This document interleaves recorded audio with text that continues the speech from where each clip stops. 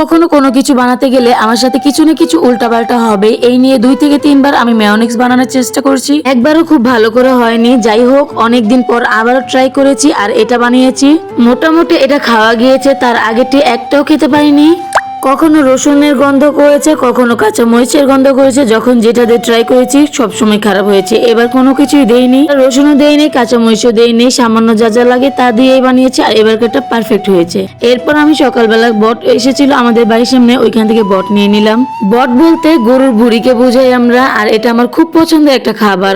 কিন্তু এবার আমি এত বাজেভাবে ঠকবো আমি ভাবতেও পারিনি। এই দেখুন, এই বটটা নিয়েছি, দেখতে কতটা সুন্দর লাগছে, একদম ক্লিন ছিল, পরিষ্কার করা ছিল, তাই তো আমি আরো সুন্দর দেখে নিয়ে নিয়েছিলাম। কিন্তু এটা কিনে আমি একদমই ঠকে গেছি, কেননা এটা যেহেতু ওনারা চুনা দিয়ে পরিষ্কার করেছে, এইসব বিষয়ে আমার জানা ছিল না, তাই তো আমি নিয়ে নিয়েছি। চুনা দিয়ে পরিষ্কার করার কারণে এটা যখন আমি রান্না করতে গিয়েছি তখন ময় মশলার মধ্যে দেওয়ার সাথে সাথে এটা লাল হয়ে গেছে এবং একবারে চিমচে গিয়েছিল, যার কারণে দেখতে খুব বাজে লাগছিল আর এতটাও লোভনীয় লাগছিল না।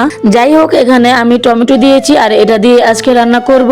সব ময় মশলা খুব সুন্দর করে কষিয়ে নিয়েছিলাম আর এরপরে আমি বটটাকে খুব সুন্দর করে পরিষ্কার করে ধুয়ে এই ময় মশলার মধ্যে দিয়ে দিয়েছি। আর কিছুক্ষণ পরে দেখতে পারবেন এটার কি অবস্থা হয়েছে। নাড়াচাড়া করে নিচ্ছিলাম খুব ভালো করে আর এখান থেকে অনেকটা পানি উঠেছে। আর এরকম করতে করতে খুব সুন্দর করে কষানো হয়ে গেছে। রান্নার শেষে আমি তুলে নিচ্ছিলাম। আর এই দেখুন এটার ফাইনাল লুকটা কিরকম আসছে। একদম মনেই হচ্ছে না যে এখানে কোনো বট আছে।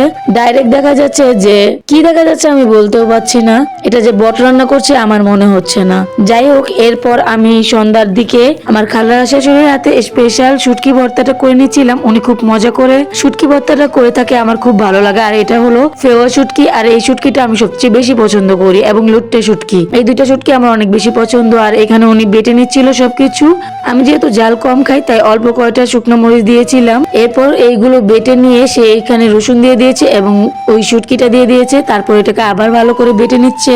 আর এরপর যখন এগুলো খুব সুন্দর করে বাটা হয়ে গেছে তখন দিয়ে দিচ্ছিল পেঁয়াজ। আর এই পেঁয়াজটা একটু আস্তে আস্তে থাকলে আমার অনেক বেশি ভালো লাগে, পেঁয়াজটা কামড়ে পড়লে আমার অনেক বেশি মজা লাগে।